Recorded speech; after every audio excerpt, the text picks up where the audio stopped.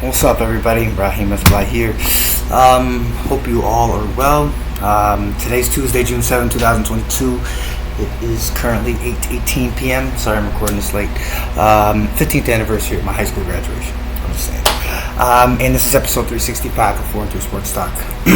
School is pretty much over, but the NCAA postseason continues, and we have coverage and scores from that we are going to bring you first up. But let's talk about the news really quickly.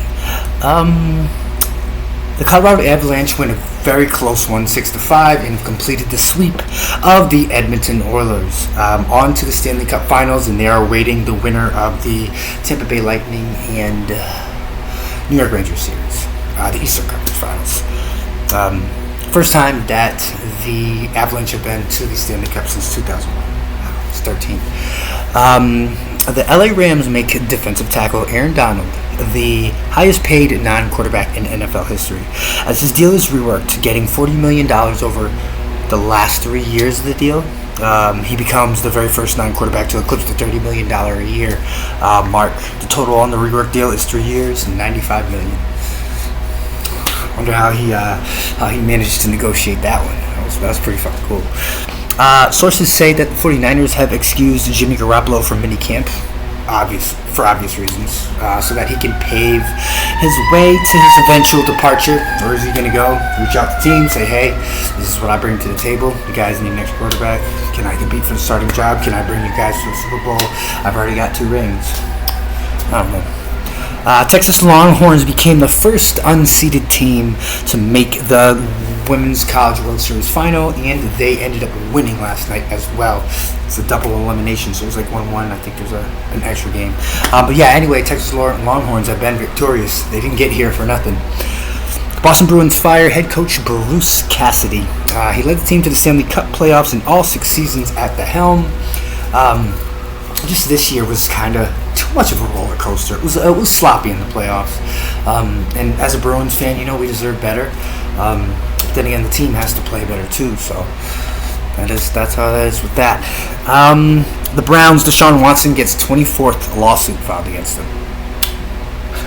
Now, I'm not gonna say it's not like I was there, so I don't know. But how many of these are accusations, dude? And how many of these are, real? Or how many of these are just, somebody coming in without no drawers for a happy ending and ain't feel like paying for it or something? Or maybe the bitches saw it come up or something like that. I don't know. Whichever angle that's coming from. I just want to get to the bottom of it so Deshaun can play football. Phil Mickelson is to return to golf at the first Saudi-backed LIEV event. Wow. Oh, how times change, right? Set to start Thursday in London, England. That is going to be crazy. Not really going to comment much on that, though. That's above my pay grade. NCAA softball, number 5 UCLA upsets the number 1 Oklahoma Sooners 7-3. And we will start this episode with the NHL. Colorado 6, Edmonton 5 in a wild game. In Colorado, the Colorado Avalanche are Western Conference champions, completing the series sweep and advancing to Stanley Cup Finals, awaiting Tampa Bay or the New York Rangers. NCAA softball, number 5 UCLA over number 1 Oklahoma. That score was 7-3. Oklahoma then turned around and beat UCLA 15-0 in the doubleheader. Texas 5, Oklahoma State 0, and in the second game, Texas beat Oklahoma State again 6-5. And that's what I have for NCAA softball. Let's talk MLB. Cincy over Arizona 7-0. Texas and Cleveland was postponed. Seattle over Houston 7-4. Toronto over Kansas City 8-0. Boston over the Angels 1-0. Hey, a win's a win. They are kicking our ass like a week or 2 ago. Mets over the San Diego Padres 11-5. Shout out to Nelly Now. I believe he hit on that one. Shout out to the Mets too, one of the best teams in baseball. Probably now, like I said yesterday, top 5. Still keeping that same energy. That is it for MLB. On to NCAA baseball. Auburn 11, UCLA 4, Louisville 11, Michigan 9, East Carolina 13, Coastal Carolina University 4, Oklahoma 5, Florida 4, Southern Mississippi 8, LSU 7, Oregon State 7, Vandy 6, Ole Miss 22, Arizona 6. The UNC Tar Heels beat Virginia Commonwealth 7-3.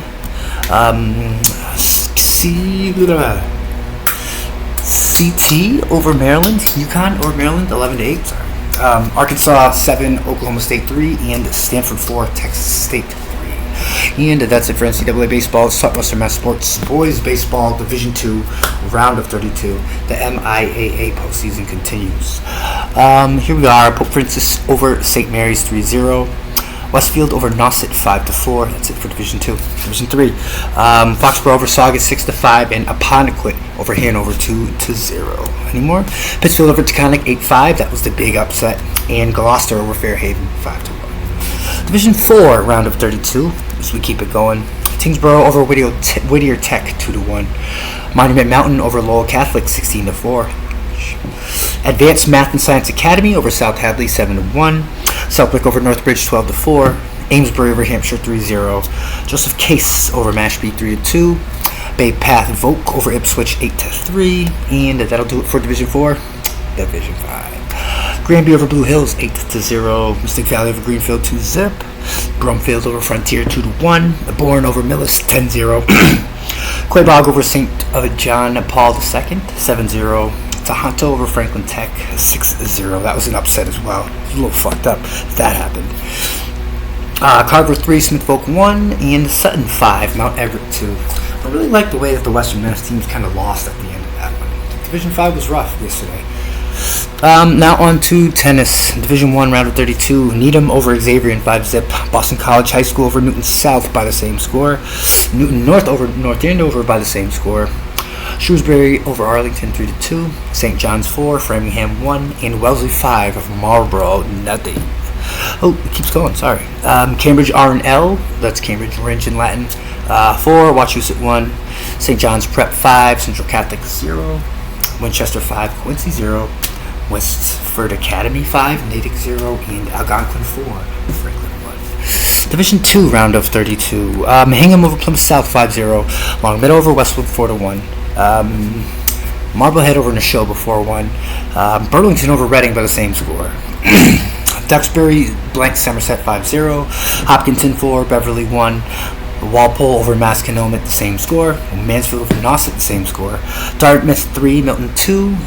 Plymouth North 3, Oliver Ames 2, and Wakefield 4, Canton 1. That's the end of Division 2. Division 3 is still round of 32. East Longmeadow over Holliston 5-0.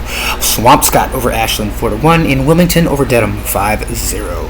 Bedford over Pope Francis 5-0. Boston Latin Academy over Belchertown 3-2. Apponequet over Pentucket 4-1. And Gloucester over North Reading by the same score. Division 4 round of 32. Nantucket over Norwell 4-1. Lee over Frontier 5-0, which often happened in the regular season. It's kind of funny. Manchester Essex over Southbridge by the same score, and West Bridgewater 3, Joseph Case 2. On to volleyball. The lone game was O'Brien over Ware 3-0, and that was a Division 2 round of 32. And that's it for the boys' side of things on Western Mass Sports. On to girls in softball. Division 2 round of 32. Let's go. North Attleboro over Ludlow 5-1. Westfield over Shepherd Hill 7-0. Agawam over Oliver Ames 4-1. Division 3, one game. Southeastern beat Pittsfield 1-0. Division 4, West Boylston over Mount Everett 10-1. And Hampshire over Uxbridge 12-0. And then Division 5 round of 32. Greenfield 24, Ware 1. Wow. And why couldn't Greenfield do that during the regular season? Turner's Falls over Cape Cod Tech 21-0. Sounds like a football score. Bourne over Lee 8-7. Hoosick Valley over Munson 4-2. Notre Dame High School over Drury 7-6. Hopkins over Westfield Tech 8-6. Hopkins is one of the most improved teams from a year ago. And I'm surprised that Westfield Tech's little slide towards the end of the year. Frontier over Tohoto 4-0. That's it. We'll talk about tennis. Division 1 round of 32. One game. Marshfield over Boston Latin 5-0. Division 2 goes Scituate 4, Northampton 1, Minnetonka 3, Reading 2, Sharon 4, Ludlow 1, and Longmeadow 5 in the south. Division 3 goes like this. Whitenfield Christian 5, Belchertown 0, and Boston Latin Academy 3, Middleborough 2. Division 4, Lee over Greenfield 4-1, Sturgis West over Amesbury by the same score. Bourne blanks Westport 5-zip. Cohasset over Abington 4-1, and Hopedale over Quabog 3-2. On to lacrosse Division 4 prelims. Winthrop over Hampshire 9-5, and Lunenburg over Tri-County 17-7. And that's it for Western Mass professional and collegiate sports. Now we are on my favorite part of the show. The NFL is 32-32, and today I give you the Tennessee Titans. Doesn't matter what their record was; they were last in the AFC South, but just for shits and giggles. Titans.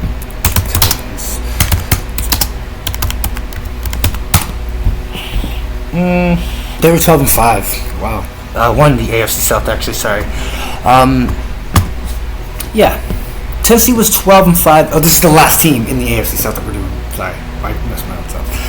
Tennessee was 12-5 last season, good enough for first place in the AFC South, led by head coach and former New England Patriots linebacker Mike Vrabel.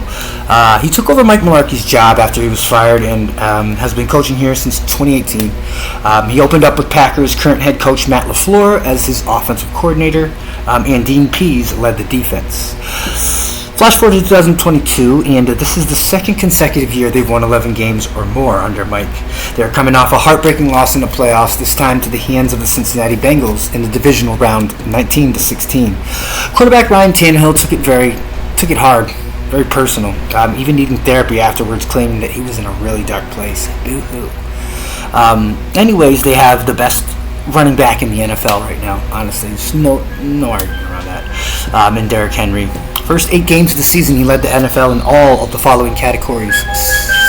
Side note, they were 4-4 at this time. 1 second.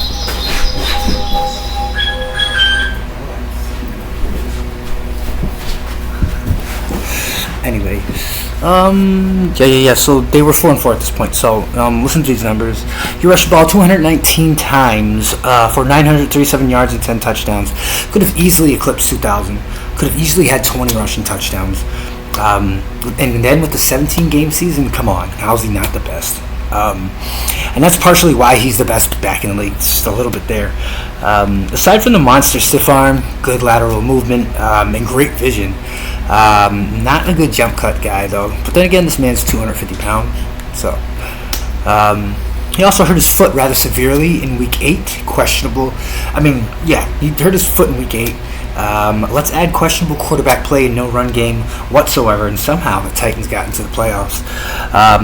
They won the division and even got King Henry back for a playoff game, but it was all for naught, although he scored a touchdown on 20 carries for 62 yards at 3.1 a pop.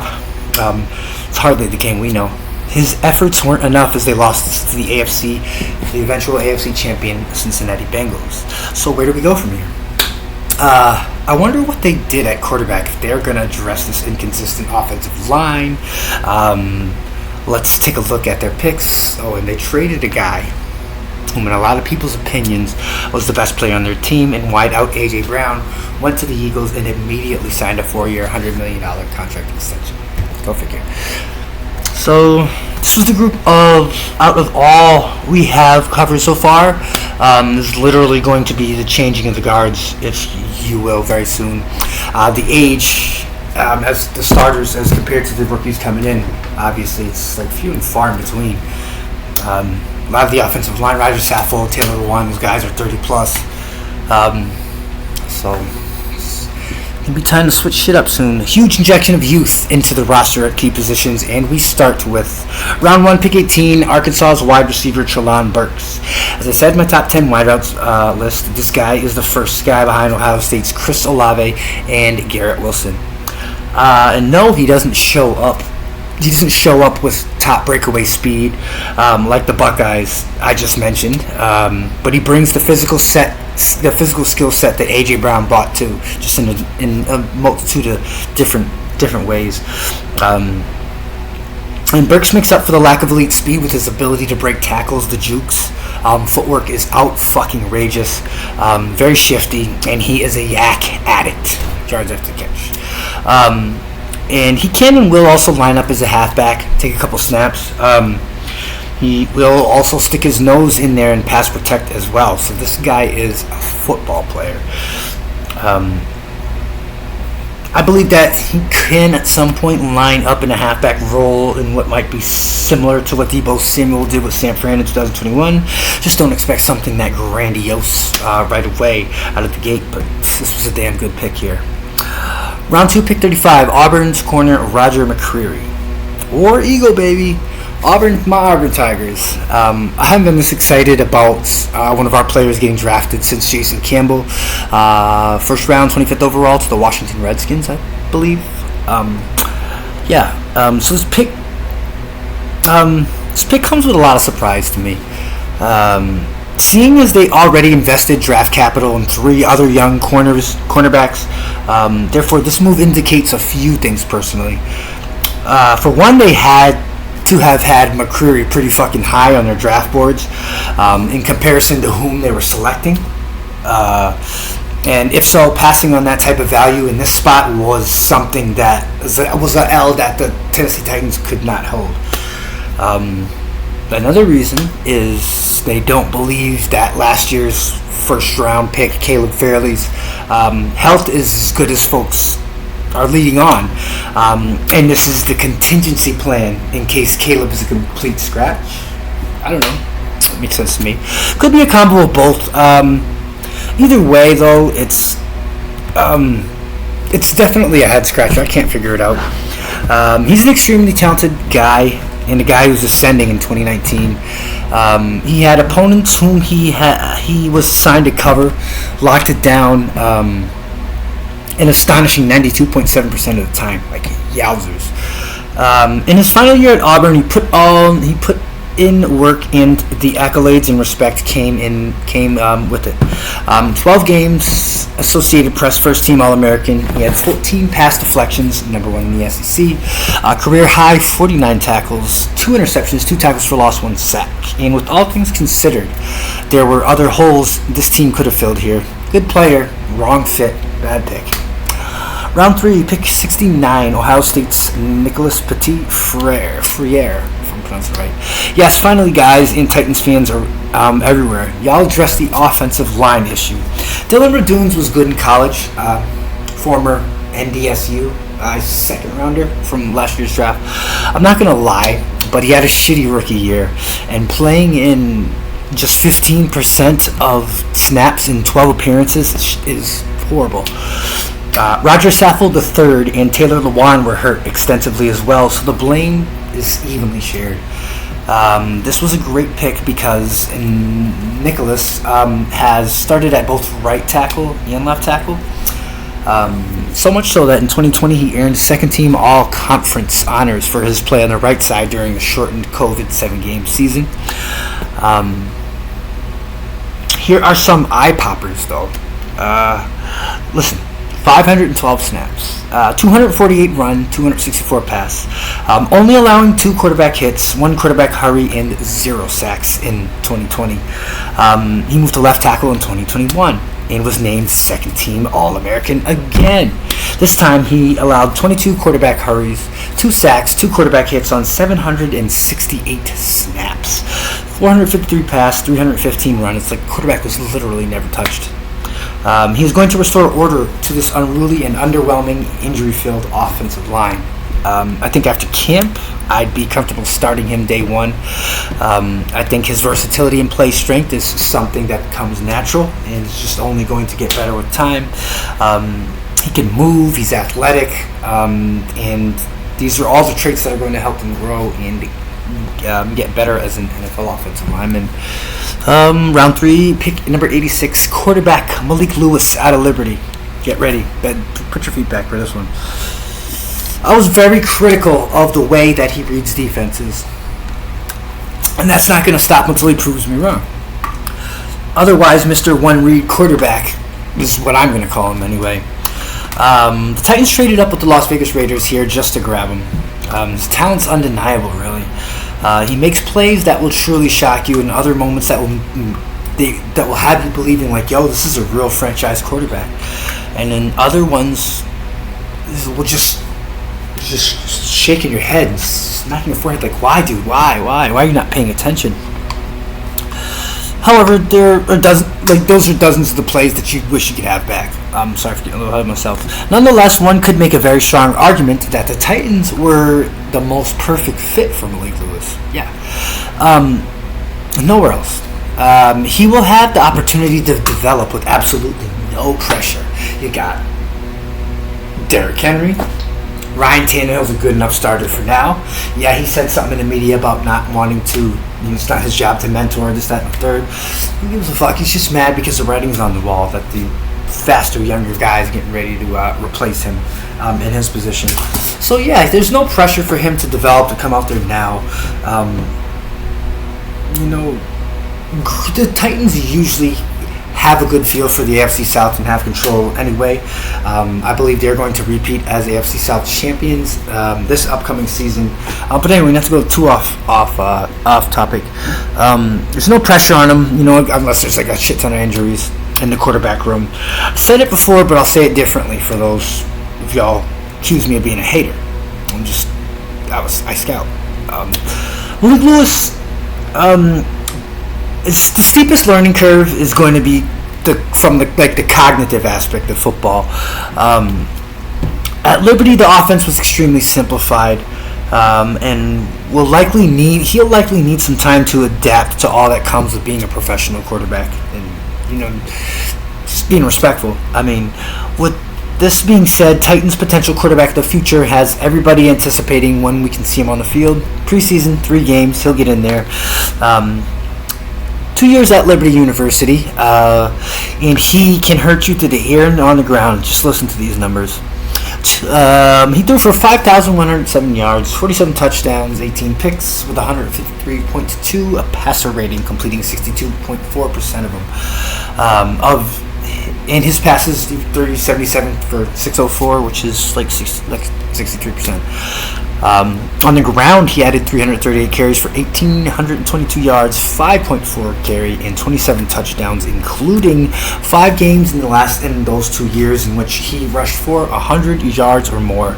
Great value pick here with little to no risk at all. I like it, and Malik Lewis is going to have a chance eventually to compete for that starting job. Round 4, pick 131, halfback Hassan Haskins from Michigan. Don't know shit about him.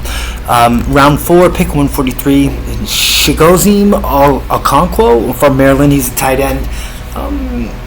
When I was looking at Nick Cross, I kind of started to look at him too.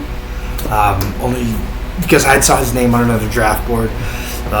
He's got good straight line speed. He's not a burner, but he's a guy who's a former basketball player, so fits well to be a tight end.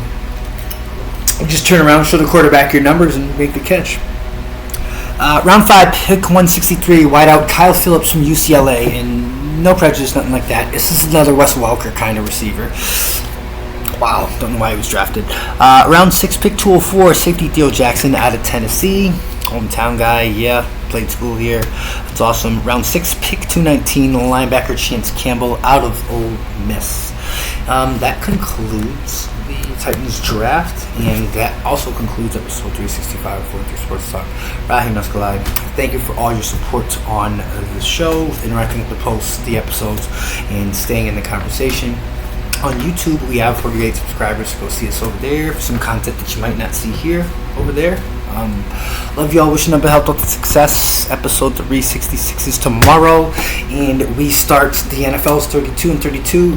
We start with the AFC East tomorrow. So tomorrow's AFC East day.